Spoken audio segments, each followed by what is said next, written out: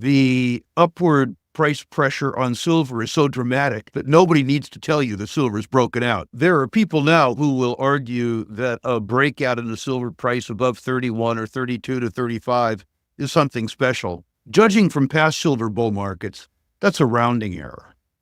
I mean, truly a rounding error. So I'm not convinced that the silver bullion is in a breakout phase, or that leadership in the precious metals bull markets is going to shift from gold to silver. The precious metals market has experienced a significant surge in 2024, with gold and silver producing solid returns, reflecting shifting investor sentiment in an uncertain economic landscape.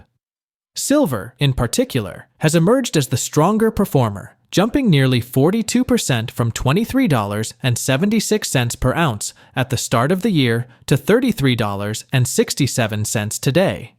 Gold is steadily approaching its inflation-adjusted all-time high of $2,700 per ounce, reinforcing that these assets remain crucial hedges against economic instability. As central banks continue to cut interest rates and inflation persists, the demand for tangible assets like gold and silver appears poised for further growth, suggesting that the current bull market may have more room to run. Historically, gold leads the charge in precious metals bull markets, as initial investors are motivated by fear and a desire for safety. Once gold gains traction and solidifies the narrative, generalist investors typically shift their focus towards silver, lured by its greater price volatility and lower cost of entry. Silver's rapid price swings make it attractive to speculators looking for high returns, and when the metal gains momentum, its moves are often dramatic and unmistakable. Rick Rule, from Rule Investment Media, suggests that while a breakthrough in the $31 to $35 range may seem significant, it remains relatively minor compared to silver's past bull cycles. Silver's dual role as both a store of value and an industrial commodity creates unique pricing dynamics, as it responds not only to investor sentiment, but also to industrial demand, particularly in sectors like electronics and renewable energy. The shift toward green energy has boosted demand for silver, with its high electrical conductivity making it essential for solar panel production.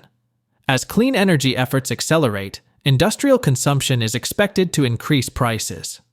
While the recent rally in silver and gold shows promise, Rick Rule believes a more decisive breakout could still be on the horizon, especially if economic uncertainty deepens and drives further demand for precious metals as safe haven assets. As we bring you clips from the discussion, please take a little time to like this video, subscribe to the channel, and turn on post notifications for more videos like this. I'm not convinced that we're in a silver bullion breakout yet. I think silver is merely caught a bid. If you look at gold, gold is approaching its real as opposed to nominal all-time highs at $2,700. Silver's nominal high was $50, but the inflation-adjusted number is more like 80. So silver, I think, has a while to rip. In my own experience, as we talked about earlier, precious metals bull markets are inevitably led by gold because the first buyer is a fear buyer. When the precious metals narrative gets established by gold and the momentum comes into gold, the next step is the generalist investor coming down into the precious metals space. And the generalist investor, whose motivations are both fear and greed, tends to favor silver because of its volatility and perhaps because of its lower unit price over gold. And then leadership changes to silver. And in my experience, when that happens, you don't have to look for some subtle signs. The upward price pressure on silver is so dramatic that nobody needs to tell you the silver is broken out. There are people now who will argue that a breakout in the silver price above 31 or 32 to 35 is something special. Judging from past silver bull markets, that's a rounding error. I mean, truly a rounding error. So I'm not convinced that the silver bullion is in a breakout phase, or that leadership in the precious metals bull markets is going to shift from gold to silver. I remember in our earlier interview describing the high-quality junior stocks as a coiled spring. That wasn't so much about the fact that I thought the silver price was going to break out. It was about the fact that the silver equities were hated. They were hated, I think, because a whole generation of speculators was spawned in 2010, 2011 with the Reddit silver squeeze. They had expected immediate gratification, and when they didn't get it, let's just say that there's no hate as sincere as the hate of a jilted lover. And the junior silver stocks probably ran into 150,000 jilted lovers. Really, truly profound hate. And it seemed to me at that point in time that with or without the silver moving, that there was nobody left to sell.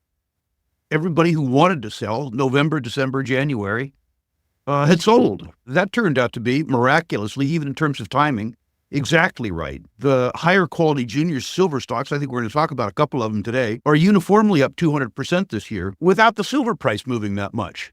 They're up on what I would describe as a dead cat bounce. They're also up on results, which is very, very, very healthy. It is arguable that those stocks don't need to go up anymore at these silver prices.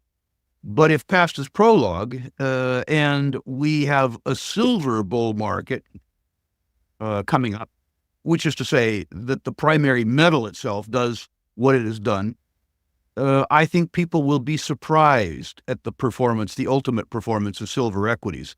Notice that I preceded all of that with the word if.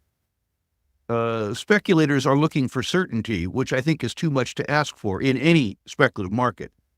You assign probabilities to outcome and you risk those probabilities. Revealing his significant investment in the company, Rick Rule conveys his strong support for Abra Silver, while praising CEO John Menottes for strategically raising capital during favorable conditions. This approach has contributed to a remarkable 250% increase in stock value, reflecting both market confidence and the effectiveness of the company's management. The company is rapidly advancing its wholly owned Diablilos silver-gold project in Argentina's Salta province. The project boasts an indicated resource base of over 140 million ounces on a silver-equivalent basis. An initial open-pit preliminary economic assessment, PEA, completed in 2018 has further validated the project's potential and economic viability. The implications of the Abra Silver project extend beyond its own operations. By enhancing the overall silver supply, the project could positively influence prices, particularly in a market with fluctuating demand. Increased production from Diablilos might stabilize and elevate silver prices, as more investors could be drawn to silver equities amid rising market confidence. This increased interest could lead to greater investment in the silver sector, fostering upward price momentum and benefiting stakeholders throughout the industry. I should precede this by saying I'm long Abra Silver. So people need to know when they hear my remarks that I'm long. I'm not merely up, I'm way up. Note too that I have known the geologist there, VP Exploration, for 30 years. He used to work for Ross Beatty. I have a high degree of confidence in him. And I like John Menottes. I like the fact that when I ask him to describe for me 3 things that can go wrong, he has 3 things that can go wrong right on the top of his head. He doesn't BS anybody, including himself. And that's important because if you have identified at least 3 risks and you have contingency plans in place to deal with the risks, then you're a good CEO. You're not a used car salesman. I also like the fact that he understands capital markets. A lot of CEOs with an exploration project like this would raise money when they needed it. They play just-in-time chicken with capital markets. Menottes raises the money when market conditions are good, as opposed to waiting until he needs the money. He has been criticized by some people for tapping equity markets too much.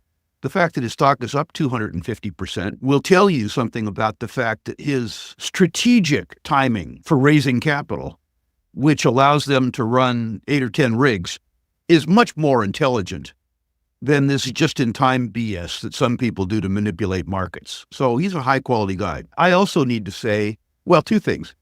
The project Diablilos is one that I helped Silver Standard buy many years ago, and I'm embarrassed to say that the exploration potential was completely lost on us. So I'm delighted that this team has taken a project and has done it justice. What is important to me with Abra Silver right now is it would seem that they understand the nature of the deposit or deposits so well that drilling has become predictive. In other words, they say, this is what we think is happening. We're going to test this idea with 8 or 10 drill holes, and the 8 or 10 drill holes confirm the idea. In my experience, often but not always, when the deposits are well enough understood that the drilling becomes predictive, you're at sort of a fulcrum point in terms of net present value additions. And I think we may be there with Abra. I think they understand the deposit. I think the nature of mineralization is profound. But importantly, it looks to me like the drilling is becoming predictive. When drilling becomes predictive, the amount of ounces that you add can, I'm not saying they will, but can go up dramatically. Note finally that the Abra deposit is in a fairly remote part of Salta province, so that the front-end capital costs are going to be pretty high, but they're coming down as a consequence of other precious metal developments, and particularly lithium developments on the Salto Plateau. So when you look at the fact that this is, by nature, vicuña pasture, high, dry, and remote, understand that there are other active mining operations within 40 kilometers, which is to say 25 miles of this deposit. Unlike when we had it in Silver Standard, and you had to get there by horseback or by helicopter, two unpleasant options. You can drive there now, which makes a big, big, big difference. Silver's market displayed significant volatility last week, reaching multi-year highs before retracting due to profit-taking and a strong US dollar. The metal peaked at $34.87, close to the key resistance level of $35.40, but ended lower as traders capitalized on gains amidst rising Treasury yields.